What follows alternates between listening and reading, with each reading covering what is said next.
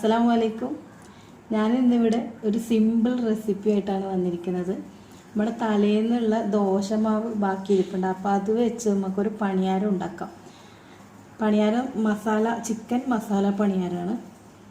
അപ്പോൾ അതെങ്ങനെയാണ് ഈസി ആയിട്ട് ചെയ്യുന്നത് നോക്കാം. ഇത് ദോശമാവ് ഉഴുന്ന് ചേർത്തിട്ട് അരച്ചതല്ല, പച്ചരിയും പിന്നെ ഒരു കപ്പ് റൈസും ചേർത്തിട്ട്, ഒരു കപ്പ് നായി അരിക്ക് ഒരു കപ്പ് റൈസ് ചേർത്തിട്ട് അരച്ച മാവാണിത്.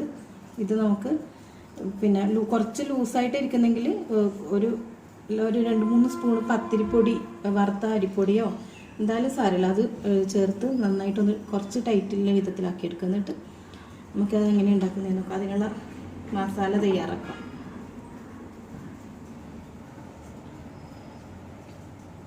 ഒരു 3 ടീസ്പൂൺ വെളിച്ചെണ്ണ ഒഴിച്ചിട്ട് അതിലേക്ക്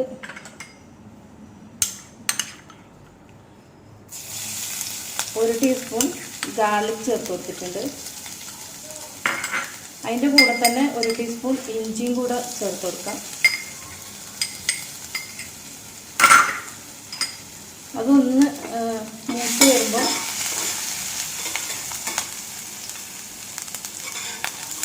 ഒരു കപ്പ് സവാള ചേർത്ത് കൊടുക്കാം. ചെറുതായിട്ട് അരിഞ്ഞതെടുക്കാം, ഒരു മീഡിയം സൈസ് സവാള അത് ചേർത്ത് കൊടുക്കാം. നന്നായിട്ടൊന്ന് വഴറ്റിയെടുക്കാം. നമുക്ക് ഈസിയാണ് കേട്ടോ. നമ്മളെ കുട്ടികൾക്ക് ബ്രേക്ക്ഫാസ്റ്റിനായിട്ടും ടീ ടൈമിൽ സ്നാക്സായിട്ടൊക്കെ കൊടുക്കാൻ പറ്റിയ ഒരു ഐറ്റമാണ്. ഒന്നുമില്ല, നമ്മൾ ദോശമാവ് ഉഴുന്ന് ചേർത്ത ദോശമാവായാലും കുഴപ്പമില്ല, അതും ചെയ്തെടുക്കാം. ഞാൻ ഇതിന് മുമ്പ് ഒന്ന് ചെയ്തിട്ടുണ്ടായിരുന്നു, അതും നല്ലതാണ്. ഇപ്പോൾ എൻ്റെ കയ്യിൽ ഉഴുന്ന് ചേർക്കാത്ത ദോശയാണ് ഇന്നലെ ഉണ്ടാക്കിയത്. അപ്പോൾ അതിൻ്റെ ബാക്കി മാവുണ്ട്, അതുകൊണ്ട് ഇങ്ങനെ ചെയ്യണം. ഒരുപാട് ബ്രൗൺ കളറൊന്നും ആവണ്ട, ഒന്ന് വയന്ന് വന്നാൽ മതി.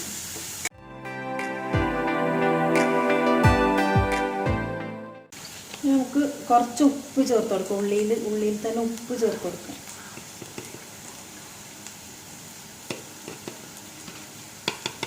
പാകത്തിനുള്ള ഉപ്പ് ചേർത്ത് കൊടുക്കാം.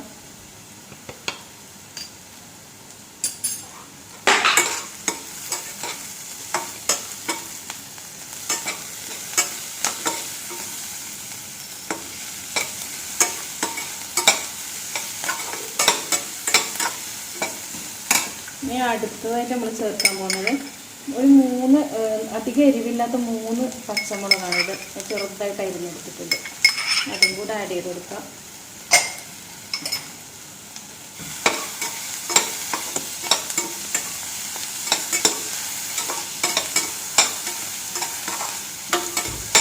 ഉപ്പൊക്കെ പാകത്തിനുണ്ടോയെന്ന് നോക്കിക്കൊള്ളണം. ഇത്ര എരിവിനനുസരിച്ചിട്ടുള്ള പച്ചമുളക് ചേർത്ത് കൊടുക്കാം. ഞാനിപ്പോൾ അധികം എരിവില്ലാത്ത ചെറിയ 3 പച്ചമുളകാണ്.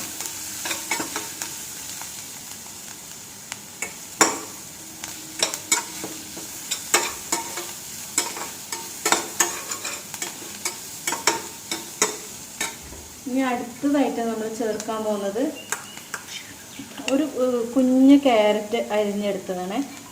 ഓപ്ഷനിലാണ്, നമുക്ക് ഇഷ്ടമുണ്ടെങ്കിൽ മാത്രം എടുത്താൽ മതി. ഇനിയിപ്പോൾ ഇത് ചിക്കൻ ചേർക്കുന്നില്ലെങ്കിൽ നമുക്ക് ഇത് മാത്രം സവാളയും പച്ചമുളകും ക്യാരറ്റും മാത്രം വെച്ച് ചെയ്യാം. ഞാനിപ്പോൾ ചിക്കൻ എടുത്തിട്ടുണ്ട്.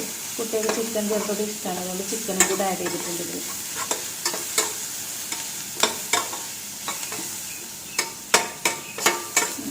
എടുത്തതിന് ശേഷം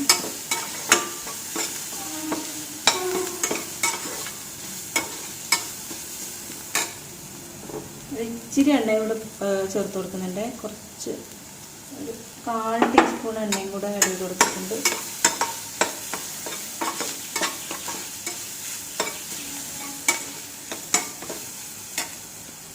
ഇനി നമുക്ക് പൊടികൾ ചേർത്ത് കൊടുക്കാം.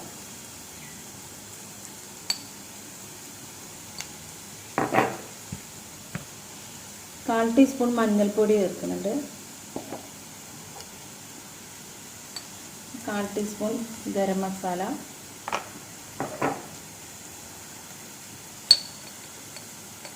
ഒരു 1/4 ടീസ്പൂൺ കുരുമുളക് പൊടി,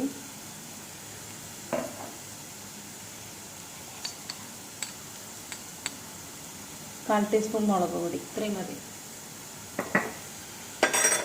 നന്നായിട്ടൊന്ന് യോജിപ്പിക്കാം എല്ലാം കൂടി.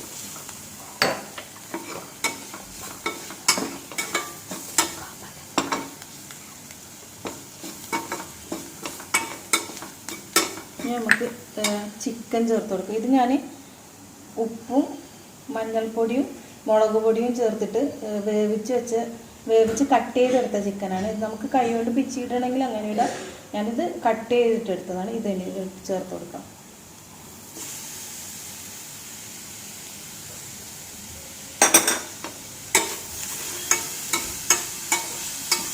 തീ ലോ ഫ്ലെയിമിൽ വെക്കണം. എന്നിട്ട് അടിക്ക് കരിഞ്ഞു പോകാത്ത വിധത്തിൽ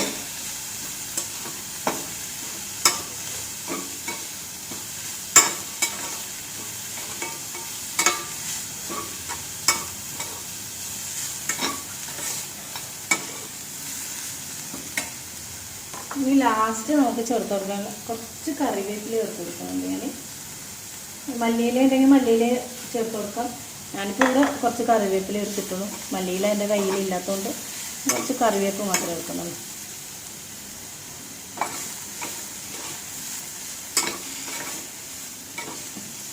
നമ്മളെ മസാല റെഡി ആയിട്ടുണ്ട്. തീ ഓഫ് ചെയ്യാം.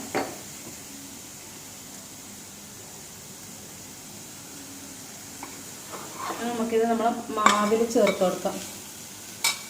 ചൂടൊന്നും തണിയണമെന്നില്ല.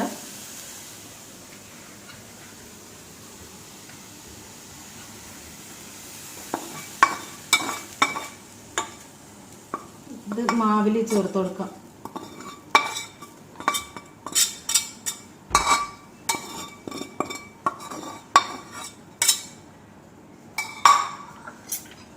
ഇനി ഒരു സ്പൂൺ വെച്ച് എല്ലാം ഒന്ന് യോജിപ്പിച്ചെടുക്കാം നമുക്ക്.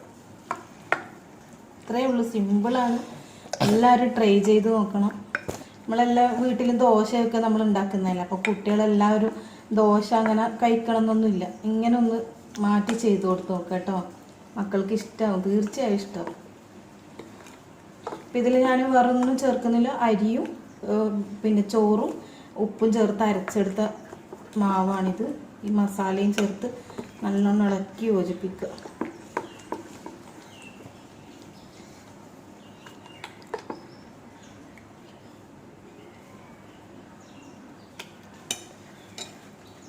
നമുക്ക് ഇത് ചുട്ടെടുക്കാൻ വേണ്ടിയിട്ട് ഇവിടെ ഒരു പണിയാരത്തിൻ്റെ പാന് വെച്ചിട്ടുണ്ട്.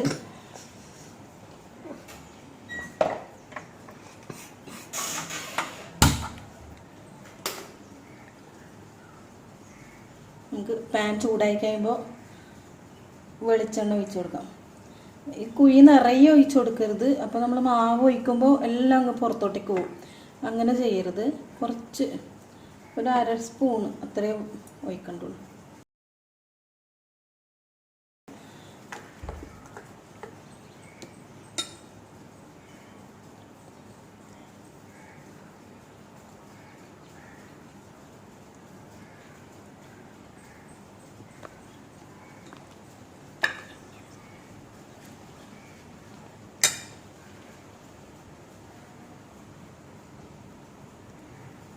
എണ്ണ ചൂടായിട്ടുണ്ട്. ഇനി നമുക്കിത് ചുട്ടെടുക്കാം.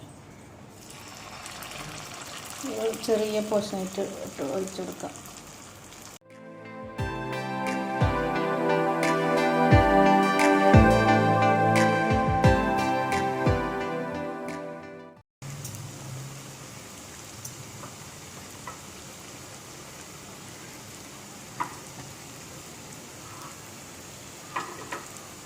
വല്ലാണ്ട് തീ കൂട്ടി വെക്കരുത്. ഒരു മീഡിയം ഫ്ലെയിമിൽ വെച്ചാൽ മതി. ഒഴിക്കുമ്പോൾ എണ്ണ നല്ലോണം തിളച്ച് കഴിഞ്ഞിട്ട് ഒഴിച്ച് കഴിഞ്ഞിട്ട് ഒരു മീഡിയം ഫ്ലെയിമിൽ തീ വെച്ചിട്ട് നമുക്കിത് ഒരു വശം മൂത്ത് കഴിയുമ്പോൾ ഇങ്ങനെ തിരിച്ചിട്ട് കൊടുക്കാം. എൻ്റെ കയ്യിലുള്ള ചെറിയ പാനാണ് കേട്ടോ. കുറച്ച് വലിയ പാനാകുമ്പോൾ കുറച്ച് വലിയ സൈസ് അപ്പോൾ എടുക്കാം, ഉണ്ടാക്കിയെടുക്കാം നമുക്ക്.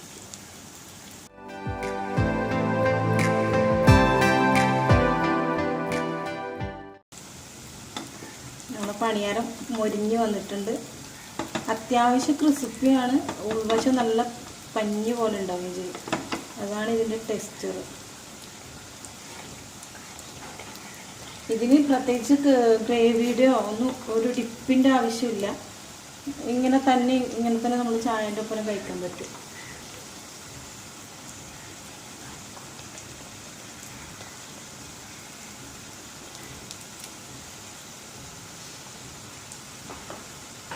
നമുക്കിതിന് കോരിയെടുക്കാം.